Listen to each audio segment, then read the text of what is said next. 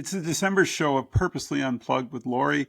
Lori, off air, we have some incredible conversations, and I just want to thank you all year for doing that with me. And, I like that we sort of dive into problems and sort of look at it. And then, I say something annoying and you look at me like, Dave, think about it, right? So I appreciate that in you. Thank you for always doing that for me.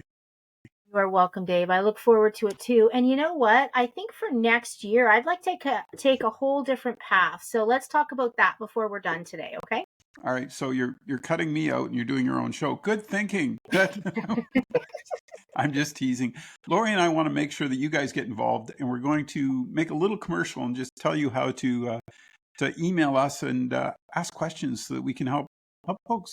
That's what we want to do. That's what we do here on the Unplugged show. What are we talking about today? Dave, all year we've been talking about family of origin, and I really want to wrap up this year by talking about grief. Okay. How we handle loss, how we handle death in a family. We really have to take it back and look at how does your family handle this? What's available to you through the holiday if you are grieving this holiday season? And what to do to build some supports if your family might not be the support that can help you the most right now. And when we were talking off air about this, I didn't realize it could be something that happened in your past, maybe 5 or 6 Christmases ago or something around this time of year that sort of sticks with you. Mm-hmm. When you said grief, I'm like, oh, that's just when, when you're going through, not just when, but when you're going through a phase that something terrible has occurred. But explain that to me, will you? Mm-hmm. This could be new grief, Dave. Like we've all got family members, friends. Maybe they are passing. Maybe they have passed this year. Maybe we've experienced grief this year where it's our first holiday season without them. That's going to be very difficult for everyone. And perhaps it is someone who has passed a year, 2, 3 years ago. The markers tend to be the first year, the third year, the fifth year. That tends to be the markers when we are grieving a loss of someone that we have loved. Is it now? What strategies can you use? Obviously, that like I got to be honest with you. If someone brought it up and it's Christmas, I'll be like, yeah, let's not talk about that. Let's focus on the positive. And maybe that's not the right answer, is it? And that's where we come back to our family. We know our families. The people that we are celebrating with, whether it's our immediate families, our circle of friends, we know those folks. And we have to kind of reflect back and just determine, do they want to have this conversation? And if the folks in your circle cannot have these conversations with you right now, then this would be the time to reach out to someone like myself or someone within the mental health field and have that conversation with someone that is outside your circle. And it can really hold you back, can it? Like if you're still struggling to deal with something that happened in the past, obviously it can weigh heavily on you slowly over time because you're not being able to process it in the right steps, correct? It can. And the steps of grief are different. I mean, technically, it's denial, anger, bargaining, depression, and acceptance. But we know that we move within those stages of grief all the time. It's not like the stages of grief are linear, they move around. So, in all honesty, you might be dealing with this different this holiday than you were at a different holiday. And it's really knowing yourself, where are you at, what needs do you have, and who can help you with that. But really, the stages aren't linear, and everyone in your family might be dealing with a loss in a different way, depending where they are in their processing. So that was a good point. Can it also have the reverse effect? I mean, sometimes, you look forward to getting together with those members of your family because then you can share maybe the positive memories of someone as well. Absolutely. And so when I talk with anybody about grief, I'm talking about a new daily routine, kind of have some things that really are grounding for you and that are important.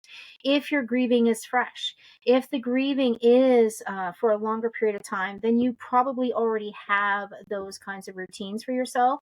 So make sure you celebrate them. Make sure those routines are maintained through the holiday season.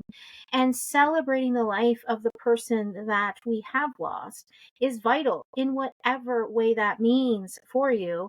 Sometimes it means creating new patterns, sometimes it's celebrating old patterns. And really, it's finding ways to find joy. Even in the midst of grief, it's taking those moments to find some joy for yourself. And I can give you an example, Dave.